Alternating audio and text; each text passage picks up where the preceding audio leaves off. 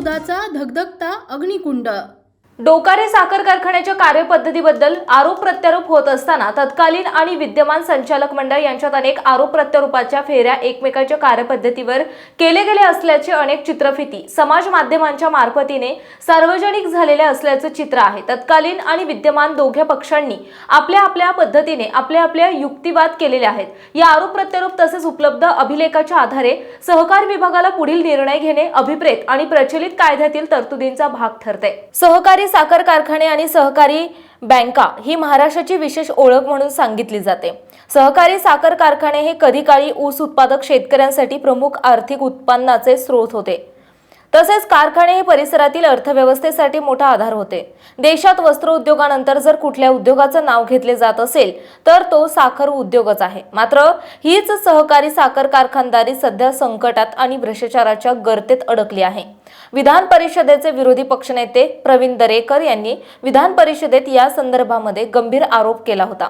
महाराष्ट्रात चालू करण्यात आलेले 202 पैकी सध्या केवळ 101 साखर कारखाने चालू आहेत।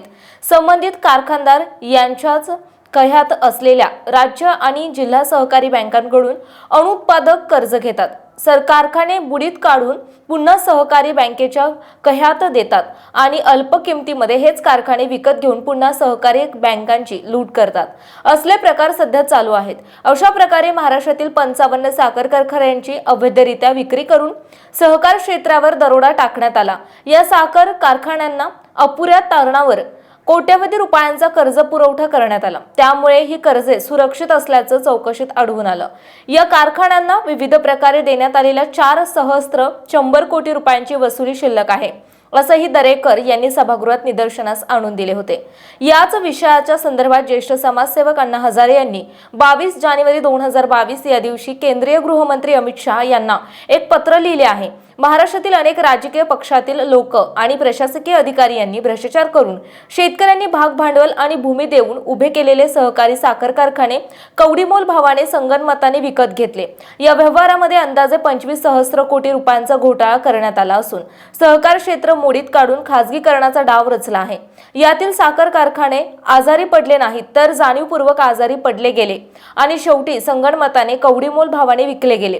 महाराष्ट्र राज्य शिखर बँकेने 32 साखर कारखाने राजकारणी लोकांना कवडीमोल भावाने विकले आणि सरकारी तिजोरी आणि सार्वजनिक मालमत्ता यांची सहस्त्र कोटी रुपयांची हानी केली। या संदर्भात सर्वोच्च न्यायालयाच्या निवृत्त न्यायाधीशांच्या वतीने या अपहाराचे अन्वेषण करण्याची मागणी करण्यात आली। महाराष्ट्रात काही दशकांपूर्वी चालू झालेले विठ्ठलराव विखे पाटील यांचा प्रवरा साखर कारखाना, वारणानगर येथील तात्यासाहेब कोरे यांचा वारणानगर साखर कारखाना हे आदर्श कारखाने होते। या दिग्गजांनी जीवाचं रान करून कारखाने चालू केले। प्रारंभीच्या काळात साखर कारखान्यांना लगेच अनुमती मिळत नसे। नंतर या क्षेत्रातही मोठ्या प्रमाणात मलई असल्याचे राज्यकर्त्यांच्या लक्षात आले। त्यामुळे 2 साखर कारखान्यामधील 50 किलोमीटरमध्ये क्षेत्र 25 किलोमीटरवर आले आणि आता तर मागेल त्याला कारखाना उभारण्याची अनुमती मिळत आहे। राज्यात इतक्या साखर कारखान्यांची आवश्यकता होती का याचा विचारच करण्यात आला नाही। यातून पुढे कारखाना तोट्यात आल्यावर पॅकेज पद्धत चालू करून त्यावरही डल्ला मारण्याचं काम राज्यकर्त्यांनी बेमालूम पद्धतीने केलं आहे। सध्या हे कारखाने म्हणजे राजकारणाचे अड्डे बनलेत। आपले सगळे सोयरे नातेवाईक यांना अध्यक्ष, उपाध्यक्ष, सचिव अशी पदे देण्यात येतात। कारखान्याच्या संचालकांना शेतकऱ्यांच्या हिताशी काही एक देणे घेणे राहिलेले नसून स्वतःच्या तुंबड्या कशा भरतील हेच प्रत्येक जण पाहत आहे। अजूनही राज्यातील बहुतांश साखर कारखाने हे नेत्यांच्या कह्यात आहेत। कारखान्यांच्या स्थापनेपासूनच या बऱ्याच नेत्यांनी कारखान्यांच्या माध्यमातून केवळ स्वतःच्या तुंबड्या भरण्यातच स्वारस्य दाखवले आणि राजकीय साठमारीमध्ये साखर कारखानदारी अनिश्चिततेच्या गर्तेत ढकलली। ज्या राजकीय घराण्यांची सहकारी साखर कारखान्यांवर मक्तेदारी आहे त्यातील अनेक घराण्यांनी खासगी कारखाने चालू केले, ते मात्र चांगले चालू आहेत। खासगी कारखाने अल्प कामगारामध्ये चालतात, तसेच गाळप चांगले असते आणि त्यांना दरही चांगला मिळतो। हीच गोष्ट सहकारी साखर कारखान्यांच्या संदर्भात का होत नाही? अनेक सहकारी साखर कारखान्यांचा ऊस खासगी कारखान्यांकडे वळवला गेला आणि हे सहकारी साखर कारखाने बंद कसे पडतील हेच पाहिले गेले।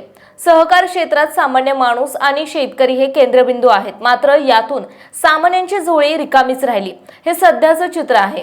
कारखाना सभासद शेतकऱ्यांचा असतो अशी आवई राजकारणी नेहमीच उठवतात। प्रत्यक्षात मात्र बंद पडलेले हेच कारखाने अत्यल्प मूल्य दाखवून गिळंकृत करायचे आणि नंतर त्या कारखान्यांची भूमी ही चढ्या दरात विकायची असे चित्र काही ठिकाणी दिसून आले। ज्या प्रकारे केंद्र शासनाच्या अंतर्गत अंमलबजावणी संचालनालय काम करत असून अनेक घोटाळे उघडकीस आणत आहे, त्याच प्रकारे केंद्रीय गृहमंत्री अमित शहा यांनी साखर कारखान्यांच्या संदर्भात झालेल्या अपहाराची नोंद घेऊन यातील घोटाळेबाजांच्या मुसक्या आवळण्यात पुढाकार घ्यावा असे झाले तर सामान्य ऊस उत्पादक शेतकऱ्यांना न्याय मिळाला असे म्हणता येईल। डोकारे साखर कारखाना बाबतीत मागच्या 2 महिन्यातून नवापूर तालुक्यात आर्थिक लेखापरीक्षण संबंधित दस्तऐवज समाज माध्यमांमध्ये फिरत होते। त्यात वस्तुस्थितीच्या आधारे लेखापरीक्षक अधिकाऱ्यांनी आपले मत आणि वस्तुस्थिती नमूद केलेली आहे। सदर वस्तुस्थिती आणि मत प्रचलित कायद्याचा भंग करणारी ठरते किंवा नाही या प्रश्नाचं उत्तर आपल्याला भविष्यात होणाऱ्या कायद्यातील प्रक्रियांच्या आधारे मिळतील।